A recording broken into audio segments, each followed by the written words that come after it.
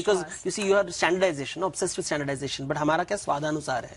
तो एक स्वाद है द्वापर युग का, एक स्वाद है त्रेता युग का. So one is for the Treta Yuga, which is an earlier, more innocent age, and a later phase in the organization, which is darker, which is slightly more corrupt.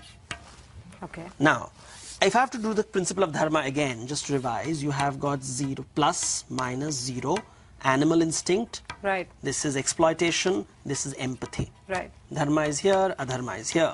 Right. Now let's do a simple 2x2 matrix to understand the Ramayana and Mahabharata.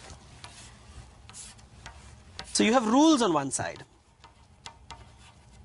Right. Rules are followed, rules are not followed. Okay. Then we have the principle on the other side, dharma. Dharma is upheld, dharma is not upheld. Right. Now look at the Ramayana. In Ramayana, dharma is upheld and rules are upheld at the same time. So you have Ram. So rules and dharma are aligned. Everything is about the other. Everything is about the other. Everything is about the other. Even at the cost of oneself. Even at the cost of oneself. Almost always at the cost of oneself in the case of almost Ram. always. Yes. So it's misery in the forest, misery in the palace. Got it. His opposite is the great alpha male, which somehow people seem to like today, tells you about the times, is Ravan. No dharma, no rules. No rules, no dharma. Your wife is my wife. Right. And I'm an animal. Even my son dies, I will not let go of my little toy. My brothers die, I will not let go of my little toy. That's Ravan. Now look at this same thing. Rules are broken, bending, and Krishna always bending the rules, breaking the rules. But the principle is intact. It's always for the other. Okay. Now let's look at the most favorite character, Duryodhana. He never breaks the rule. But he's constantly violating the principle. He is constantly violating the principle. He is holding the letter of the law, never the spirit of the law. Okay. This is the spirit.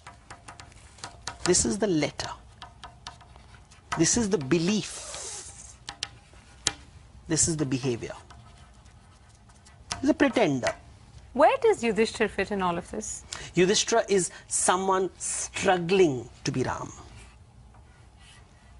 He moves from here to here. This is the journey of Yudhishthira with the help of Krishna.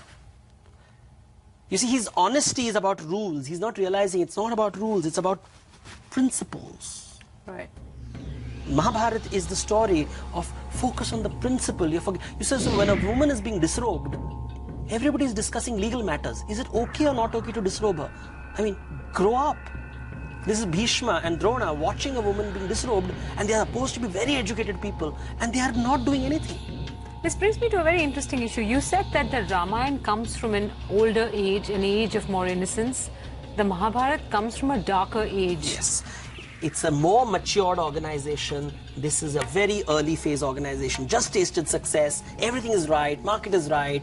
And the principles have just been created. So it's exciting and new. People are not smart enough to subvert it yet. Right.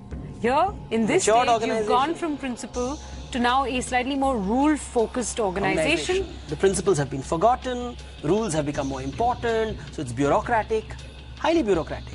Letter of the law. Spirit of the law is not there. Like any bureaucracy, all the rules are upheld, but people still don't have food. So the principle is forgotten. The woman is disrobed, but nobody's arrested.